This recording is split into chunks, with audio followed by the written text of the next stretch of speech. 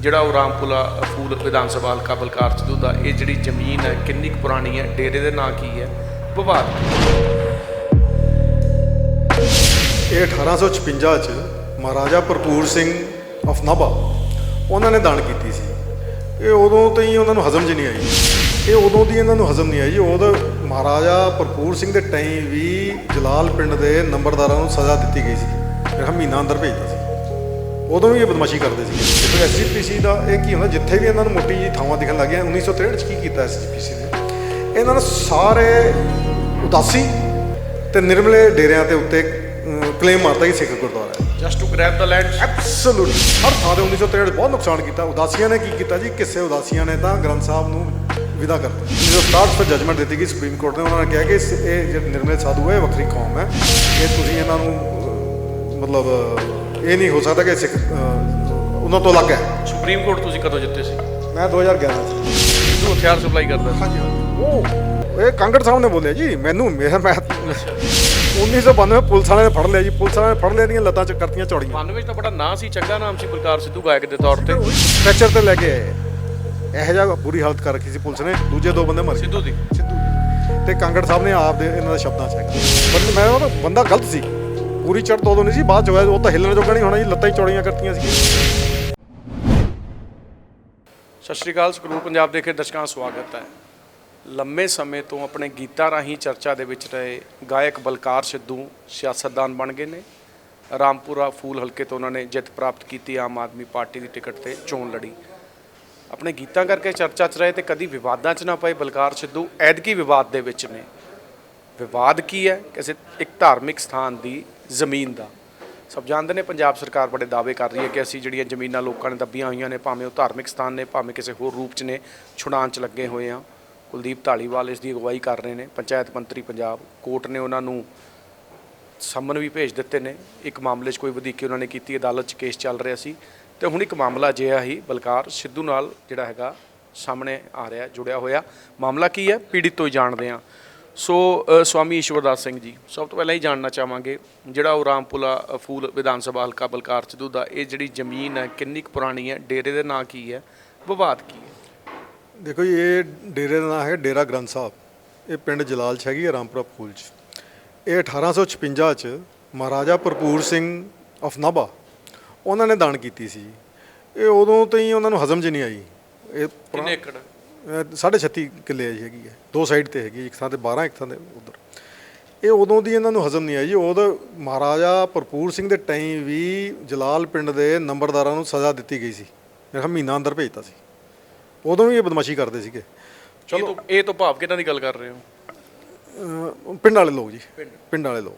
ਮਤਲਬ ਉਦੋਂ ਵੀ ਮਤਲਬ ਜਿਹੜਾ ਗਲਤ ਐਲੀਮੈਂਟ ਸੀਗਾ, ਜਿਹੜਾ ਹੁਣ ਵੀ ਹੈਗਾ ਮੌਜੂਦ, ਉਦੋਂ ਸ਼ਰਾਰਤੀ ਅਨਸਰ ਜੀ। ਉਦੋਂ 3 ਨੰਬਰਦਾਰਾਂ ਨੂੰ ਅੰਦਰ ਕਰਤਾ ਸੀ ਜੀ ਮਹੀਨੇ ਵਾਸਤੇ। 1 ਕਿ 3 ਮਹੀਨਾ, ਮੈਂ ਥੋੜ੍ਹਾ ਭੁੱਲ ਗਿਆ ਹੈਗਾ। ਅਤੇ ਹੁਣ ਵੀ ਜਦੋਂ ਆਇਆ, ਜਦੋਂ ਅਸੀਂ ਸਾਨੂੰ ਗੱਦੀ ਦਿੱਤੀ ਸੀ 2005 ਚ, ਉਦੋਂ ਵੀ ਇੱਕ SDM ਸਾਹਿਬ ਦੇ ਪੇਸ਼ ਹੋਏ ਸੀਗੇ ਜੀ। ਉਦੋਂ ਅਸੀਂ ਕੇਸ ਨਹੀਂ ਜਿੱਤਿਆ ਸੀਗਾ, ਹੁਣ ਤਾਂ ਜਿੱਤ ਲਿਆ। ਉਦੋਂ ਵੀ ਇਹਨਾਂ ਦੇ ਨੰਬਰਦਾਰ ਜੀ 100 150 ਕਿੱਲਾ ਸੀਗਾ ਅਤੇ ਬਾਕੀ ਹੋਰ ਬਦਮਾਸ਼ ਸੀਗੇ 5-7 ਜਣੇ 3 ਦਿਨ ਅੰਦਰ ਦਿੱਤੇ ਸੀਗੇ ਜੀ। ਸ਼ੁਕਰਵਾਰ ਨੂੰ ਦਿੱਤੇ ਅਤੇ ਆ ਕੇ ਜਦ ਸੋਮਵਾਰ ਨੂੰ ਪੇਸ਼ ਹੋਏ। ਲੋਕਾਂ ਨੂੰ ਸ਼ਾਇਦ ਪਤਾ ਨਹੀਂ ਹੈਗਾ। ਥੋੜ੍ਹੇ ਨੰਬਰਦਾਰ ਇਹ ਸਾਰੇ ਗੇੜੇ ਖਾ ਕੇ ਆ ਗਏ ਸੀਗੇ ਜੀ।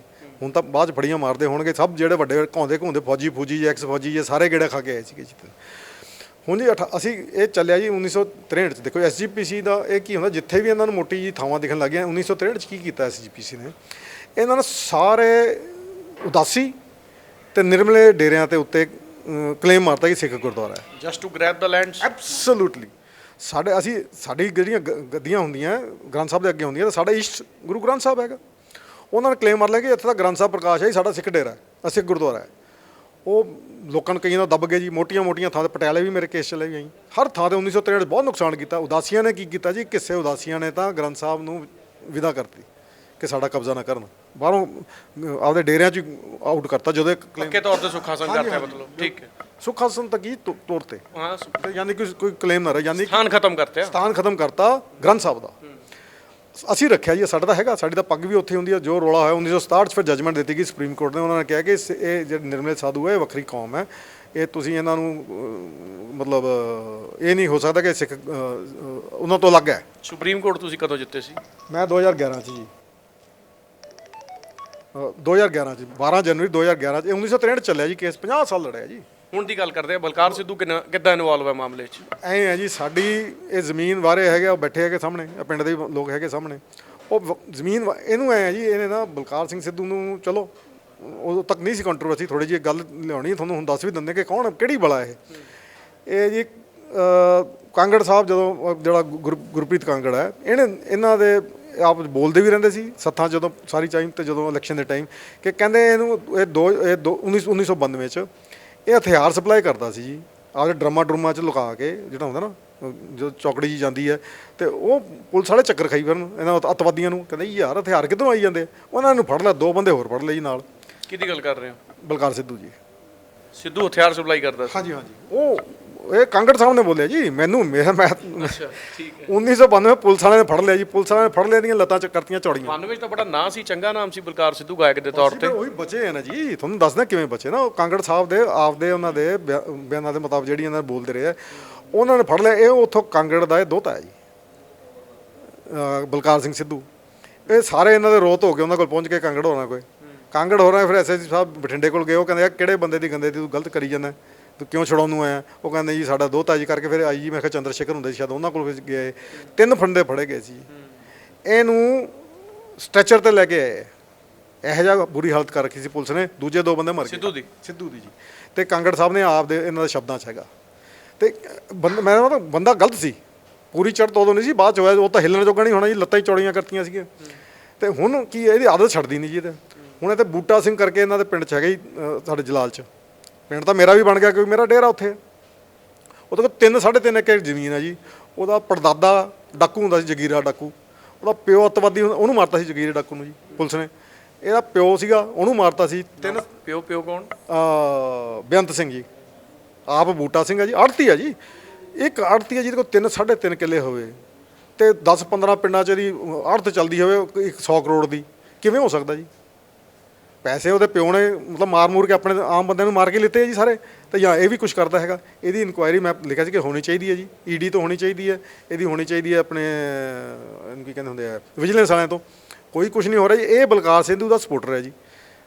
ਬਲਕਾਰ ਸਿੱਧੂ ਨੇ, ਹਾਂਜੀ ਬੂਟਾ ਸਿੰਘ ਜੀ, ਬਲਕਾਰ ਸਿੱਧੂ ਨੇ 48 ਕਿੱਲੇ ਇਲੈਕਸ਼ਨ ਤੋਂ ਪਹਿਲਾਂ ਵੇਚੀ। ਤੁਸੀਂ ਸੋਚੋ ਕਿਹੜੇ ਵਾਸਤੇ ਵੇਚੀ? ਇੱਕ ਪਿੰਡ 'ਚੋਂ ਜੰਡ ਵਾਲਾ ਮੇਰੇ ਖਿਆਲ 'ਚ ਉੱਥੇ ਵੇਚੀ ਇਹਦੀ ਸਾਰੀ। ਪੈਸੇ ਹੁਣ ਇਕੱਠੇ ਕਰਨੇ ਜਿਹੜੇ ਲਾਏ ਨੇ, 15-20 ਕਰੋੜ ਜਿਹੜੇ ਲਾਏ ਆ, ਇਹ ਹੁਣ ਇਹਨਾਂ ਵਾਹ ਹੈਗਾ ਜੀ ਉਹਦਾ। ਇਹਦੇ ਬੰਦੇ ਦੇ ਕਹਿਣ ਤੇ ਦੂਜੇ ਪਿੰਡ ਦੇ ਜਿਹੜੇ ਬਦਮਾਸ਼ ਜੇ ਸਾਡੀ ਜ਼ਮੀਨ ਨੂੰ ਦੱਬਣ ਨੂੰ ਫਿਰਦੇ ਆ, ਉਹਨਾਂ ਦੇ ਕਹਿਣ ਤੇ ਇਹਨੇ ਡੀਐਸਪੀ ਤੇ ਐਸਐਚਓ ਨੂੰ ਫੋਨ ਲਾਤਾ ਕਿ ਵੀ ਇਹਨਾਂ ਦਾ ਕੰਮ ਨਹੀਂ ਕਰਨਾ। ਸਾਡੇ ਬੰਦੇ ਉਦੋਂ ਪਿਛਲੇ ਦਿਨ ਮਿਲ ਕੇ ਆਏ, ਹਰਿਦੁਆਰ ਤੋਂ ਵੀ ਆਏ ਸੀ ਕੋਈ ਸੰਤ। ਉਹਨਾਂ ਕਹਿੰਦੇ ਇਹ ਨਹੀਂ ਹੋਣਾ ਕੁਛ, ਇਹ ਨਹੀਂ ਮੈਂ ਕਰ ਸਕਦਾ ਕੁਛ, ਇਹ ਤਾਂ ਪਿੰਡ ਦਾ ਹੈਗਾ ਥੋੜ੍ਹਾ, ਇਹ ਕਰਕੇ ਤਾਂ ਮਤਲਬ ਬੜਾ ਪੁੱਠਾ ਬੋਲਿਆ, ਤਾਂ ਉਹਨਾਂ ਦੀ ਬੇਇੱਜ਼ਤੀ ਵੀ ਕਰਤੀ ਹੈਗੀ ਉੱਤੇ। ਤੋਂ ਜਿਹੜਾ ਸੰਤ ਗਿਆ ਸੀ ਹਰਿਦੁਆਰ ਵਾਲਾ, ਕਹਿੰਦਾ ਕਿ ਜੇ ਇਹੋ ਜਿਹਾ ਕਰੋਗੇ ਤਾਂ ਤੁਹਾਡਾ ਝਾੜੂ ਵੀ ਤਿੰਨ ਕੇ ਹੋ ਜਾਊਗਾ। ਤੇ ਮੁੜ ਕੇ ਇਹਨੇ ਜਦੋਂ ਅਗਲੇ ਦਿਨ ਮੈਂ ਲਾ ਲਿਆ ਫੋਨ, ਮੈਂ ਕਿਹਾ ਯਾਰ ਦੇਖੋ ਨੁਮਾਇੰਦੇ ਹੁੰਦੇ, ਕਈ ਵਾਰੀ ਘੱਟ ਪੜ੍ਹੇ ਹੁੰਦੇ, ਮੈਂ ਪੜ੍ਹਿਆ ਲਿਖਿਆ ਬੰਦਾ ਜੀ। ਤੇ ਮੈਂ ਕਿਹਾ ਚਲੋ ਥੋੜ੍ਹੀ ਗੱਲ ਕਰ ਲੈਂਦੇ ਹੈਗੇ। ਉਹ ਜਦੋਂ ਗੱਲ ਕਰਨ ਲੱਗਾ ਮੈਨੂੰ ਤਾਂ ਦੇਣ ਲੱਗਿਆ ਧਮਕੀਆਂ ਜੀ ਥੋੜ੍ਹੀ ਦੇਰ ਨੂੰ। ਉਹ ਜਿਵੇਂ ਕਮਲਾ ਕੋਈ ਖਾਧਾ ਪੀਤਾ ਜਿਵੇਂ ਕੁਛ ਇਹੋ ਜਿਹੇ ਹਿਸਾਬ 'ਚ ਬੋਲਣ ਲੱਗਿਆ, ਤੂੰ ਮੈਨੂੰ ਧਮਕਾਉਣਾ ਹੈ, ਤੂੰ ਮੈਨੂੰ ਕਰਨਾ, ਤੂੰ ਮੈਨੂੰ ਮਾਰਨ ਦੇ ਕਰਨਾ ਹੈ, ਤੂੰ ਮੈਨੂੰ ਮਰਵਾਏਂਗਾ। ਉਹ ਮੈਂ ਕਿਹਾ ਜੀ ਮੈਂ ਤਾਂ ਬੇਨਤੀ ਕਰੀ ਜਾਂਦਾ। ਇਟ ਵਾਸ ਫੋਨ ਕਾਲ ਜਿਹੜੀ ਤੁਹਾਨੂੰ ਰਿਕਾਰਡਿੰਗ ਤੁਹਾਨੂੰ ਮੈਂ ਦੇ ਵੀ ਚੁੱਕਿਆ, ਤੁਸੀਂ ਥੋੜ੍ਹਾ ਧਿਆਨ ਨਾਲ ਸੁਣ ਵੀ ਲਿਓ ਦੁਬਾਰਾ। ਤਾਂ ਹੀ ਸਟਾਰਟਡ ਥ੍ਰੈਟਨਿੰਗ ਮੀ। ਉਹਦਾ ਸੀਗਾ ਆਮ ਬੰਦੇ, ਇਹਦਾ ਮਤਲਬ ਕਿ ਤੂੰ ਮੇਰੇ ਨਾਲ ਗੱਲ ਕਿਵੇਂ ਕਰ ਰਿਹਾ? ਉਹਦਾ ਇਹ ਸੀ ਕਿ ਤੇਰੀ ਜ਼ਰੂਰਤ ਕਿਵੇਂ ਹੋ ਰਹੀ ਹੈ ਮੇਰੇ ਨਾਲ ਗੱਲ ਕਰਨੀ? ਉਹ ਤੇਰੇ ਤੋਂ ਹੁਣ ਦਬਦੇ ਆ ਭਾਈ, ਆ ਮਿੱਟੀ ਦੇ ਬਣੇ ਤੁਸੀਂ ਵੀ, ਤਾਂ ਮੈਂ ਤੇ ਸਣੇ ਵੱਡੇ ਤੋਂ ਵੱਡਾ ਬੰਦਾ। ਆ ਕਿਤੇ ਲਿਖੀ ਹੈ ਉੱਥੇ ਜਹਾਂਗੀਰ ਦੀ ਜਿੱਥੇ ਮਕਬਰਾ ਹੈ, ਉੱਥੇ ਲਿਖਿਆ ਆ ਪਿਆ ਦੁਨੀਆ ਦਾ ਬਾਦਸ਼ਾਹ।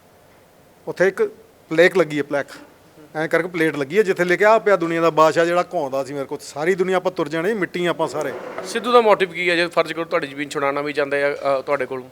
ਨਹੀਂ, ਉਹਦਾ ਮੋਟਿਵ ਇਹ ਹੈ ਜੀ, ਦੇਖੋ ਉਹਨੇ ਪੈਸੇ ਲਾ ਦੇ 15-20 ਕਰੋੜ ਆਪਦੇ, ਜਦੋਂ ਆਪਦੀਆਂ 48 ਕਿੱਲੇ ਵੇਚ ਗਿਆ, ਉਹਨੇ ਪੈਸੇ ਕਿੱਥੋਂ ਕਵਰ ਕਰੂ ਜੀ? ਉਹਦੇ ਐਲੀਗੇਸ਼ਨ ਹੁਣ ਲੱਗੇ ਜੀ, ਕਿਸੇ ਵੀਡੀਓ ਵਾਇਰਲ ਹੋ ਗਈ ਸੀ, ਉਹ ਯਾਨੀ ਕਿ ਜ਼ਮੀਨ ਦੇ ਜੇ ਕਿ ਪੈਸੇ ਖਾਂਦਾ ਰਹੂੰ ਮੈਂ ਵਿੱਚੋਂ।